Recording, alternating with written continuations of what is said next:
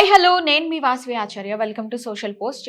So మీరు BTech అయిపోయిన తర్వాత మంచి ఇన్స్టిట్యూషన్స్ కోసం వెతుకుతున్నారా? సో మంచి కెరియర్ ఆప్షన్స్ ఎలా ఉన్నాయి ఏంటి అని చెప్పేసి సెర్చ్ చేస్తున్నారా? So Java and web development కానివ్వండి, సైబర్ సెక్యూరిటీ కానివ్వండి, డేటా సైన్స్ కానివ్వండి, వీటన్నిటి మీద మంచి ఇన్స్టిట్యూషన్ లో కోర్స్ తీసుకోవాలి అని అనుకుంటున్నారా? వీటన్నిటి మీద మంచి ప్యాకేజ్ వచ్చి నా ఫ్యూచర్ మంచిగా బిల్డ్ అయితే బాగుండు అని అనుకుంటున్నారా? సో వీటన్నిటి మీద ఈ రోజు మనతో మాట్లాడడానికి మన స్టూడియోలో ఉన్నారు నరేంద్ర బాబు గారు, టాస్క్ టెక్నాలజీస్ నుంచి. సో సార్ ని వెల్కమ్ చెప్పేసి సో మీ క్వశ్చన్స్ అన్నిటికీ నేను ఆన్సర్ చేసిస్తాను, ఓకేనా? సో వీడియోని మాత్రం ఎక్కడ కూడా స్కిప్ చేయకుండా ఎండ్ వరకు చూడండి. సో సార్ ని వెల్కమ్ చెప్తాం. సో ఒక స్టూడెంట్ సార్, అది ఫ్రెషర్ అవ్వచ్చు లేదా కొంచెం ఎక్స్పీరియన్స్డ్ వాళ్ళు ఎవరైనా సరే, తన మాడ్యూల్ ని చేంజ్ చేసుకోవాలన్నా సరే, ఫ్రెషర్ అనే వాళ్ళు ఫుల్ స్టాక్ డెవలప్మెంట్ ని ఫ్యూచర్ గా సెలెక్ట్ చేసుకోవాలంటే యూజ్ ఉందంటారు? ప్రతి ఆర్గనైజేషన్ కి ఫ్రంట్ ఎండ్ అనేది చాలా important. Collecting data is very very important. As long as data collection requirement ఉన్న రోజులు ఫుల్ స్టాక్ అనేది మ్యాండేటరీ. సో అది చూస్ చేసుకుంటే బాగుంటుంది అని అంటారు. ఇప్పుడు నేను 2003లో .NET join, till today I'm in the .NET. Life long ఉంటుంది నాకు, నేను డెత్ అయినా .NET ఉంటుంది. సో ఫుల్ స్టాక్ కాకుండా ఈ వెబ్ డెవలప్మెంట్ ఏదైతే ఉందో స్టూడెంట్స్ అందులో ఎగ్జాక్ట్లీ ఏం నేర్చుకుంటారు? వెబ్ డెవలప్మెంట్ అంటేనే పార్ట్ ఆఫ్ ఫుల్ స్టాక్. అర్థమైందా మీకు? వెబ్ డెవలప్మెంట్ అంటే ఏంటి? HTML, CSS, Bootstrap. సో అందులో ఒక part, it's part of full stock. మీరు ఫ్రంట్ ఎండ్ డిజైన్ చేస్తారు కదా, నేను చెప్పాను కదా, ఈ బ్యానర్స్ ఇవన్నీ ఉన్నాయి కదా.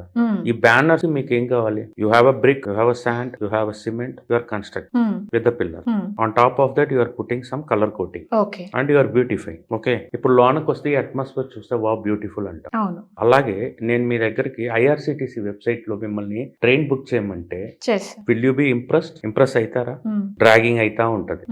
అదే మిమ్మల్ని వెళ్ళి స్విగ్గీ జొమాటోలో బుక్ చేయమంటే వెంటనే ఓపెన్ చేస్తారు. ఎందుకు చేస్తున్నారు? అది రెగ్యులర్ గా యూజ్ చేసిన ఈజీ టు హ్యాండిల్ అనే దానికన్నా the interface what you are seeing is catchy. అర్థమైందా? బ్యూటిఫుల్ గా అనిపిస్తుంది. So always your eyes will look for beautification. So full stack అనేది లేకపోతే ఈ బ్యూటిఫికేషన్ అనేది రాదు. Understand my point? Everybody will build application based on their customer needs. ఇప్పుడు నాకు ఒక అప్లికేషన్ డెవలప్ చేయాలి, నేను నా కోసం బిల్డ్ చేయను. నా కస్టమర్ కి ఏం కావాలనేది తెలుసుకునే దానికోసం నేను బిల్డ్ చేస్తాను. నా కస్టమర్ ని ఇంప్రెస్ చేస్తేనే I can able to earn money. నన్ను నేను సాటిస్ఫై చేస్తే I can't able to earn money. We are working in an organization. If we can't impress your boss, can we get a salary properly? Not possible. If you are not able to impress your customer with your website, will you get a lead? Exactly. You getting the lead, but if you're getting the lead, storing into the database, you need a full stack. On top of that, mere application develop chesaru. You want to deploy this application in some servers. Okay, for that we have cloud technology like AWS, Azure and GCP. You got my point? So Java people mostly prefer AWS. .NET people will be mostly preferred Azure. అక్కడ difference ఉంది. ఎందుకు difference ఉందంటే .NET people is Microsoft product, Azure is part of Microsoft. AWS కి వచ్చేలకి Java people will prefer. Java is Oracle product, AWS is another Amazon product. They are integrated.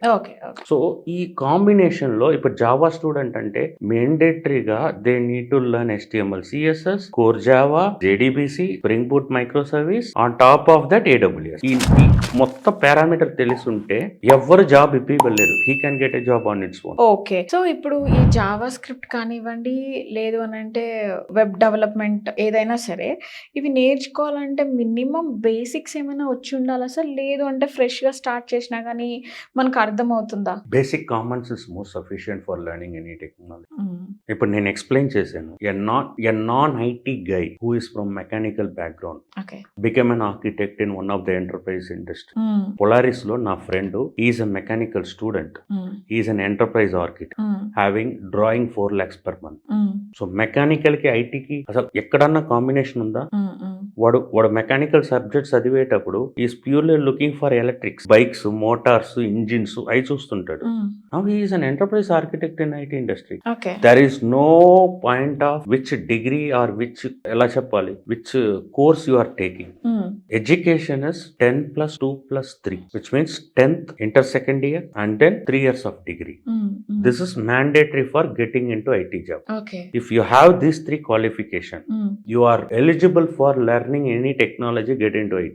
Okay. So next come to angular and react. వీటి మధ్య ఉన్న difference ఏంటి sir? Angular react అనేది ఇప్పుడు for example మీకు angular react ముందు let me give some examples of APIs. Okay. Okay, I have a database, I have ఇప్పుడు మీకు ఇలా ఉందనుకోండి, ఇది మీ ఫ్రంట్ ఎండ్. మీరు ఒక స్విగ్గీ పోర్టల్లో ఒక క్లిక్ కొడతారు. ఈ Swiggy portal was developed in Angular. ఈ Swiggy portal developed in Angular అంటే డేటా ఇక్కడ ఉండదు, ఇక్కడ సర్వర్ లో ఉంటది. ఈ మధ్యలో we have a engine which is called APIs. So ఈ Swiggy portal will request this engine, give me data. It's a plain surface for you to look as a beautiful manner. ఇప్పుడు మనం building బయట చూసి మనం impress అయితే building లోకి వెళ్తాం. Mall ఉంది, మీరు వెళ్తుంటారు, Lulu mall, different malls are there. Mall బయట ఆ లుక్ బాగుంటేనే you will explore the mall. అంతే. Otherwise what you will say, అంత ఏం బాగోదు, చలో వెళ్ళిపోదాం, వేరే దానికి వెళ్దాం, లేకపోతే వేరే దీనికి వెళ్దాం.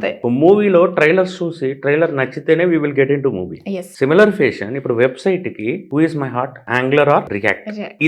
This all I'm talking a business standpoint, attracting customers. Or you got my point. Technology standpoint, there are a lot of other things are there. First మనకు అండర్స్టాండ్ చేసుకోవాలి, మనం ఎవరి కోసం ప్రాజెక్ట్ చేస్తాం, ఎవరి కోసం IT ఇండస్ట్రీ. ఇవాళ IT industry ఎవరిని డిపెండ్ అయ్యి. You understand right now. Angular React is a front end face. So both are same. Problem ఎక్కడ వచ్చిందంటే Angular was made by Google or Facebook. Google right, Google. Okay, Angular is Google, Facebook is React. Clear my point. మీకు గూగుల్లో 10 search engines వస్తున్నాయి కదా, మీరు browser లో search కొట్టంగానే you will get 10 results per page వస్తున్నాయి కదా. Every result is a component. వాళ్ళని సెగ్రిగేట్ చేసి చూపించడానికి they make it as an angular component. Facebook లో మీకు ఫీడ్స్ వస్తాయి కదా, ఒక్కొక్క ఫీడ్ ఇస్ అ కాంపోనెంట్. మీరు స్క్రోల్ చేస్తారా మెటాలో, ఇన్స్టాలో, ఒక్కొక్క ఫీడ్ కి బాక్స్ ఉంటుంది చూసారా? ఆ ఫీడ్ కి పైన మీరు ఇమేజ్ పెడతారు, కొద్ది కంటెంట్ ఉంటది, కింద కమెంట్స్ లో లైక్స్, షేర్స్ అవన్నీ ఉంటాయి. ఈ మొత్తం కలిపితే ఒక కాంపోనెంట్. సో ప్రతి ఆర్టికల్ ఒక కాంపోనెంట్ కింద ఫీడ్ అవుతుంది కదా, that is called react. Okay.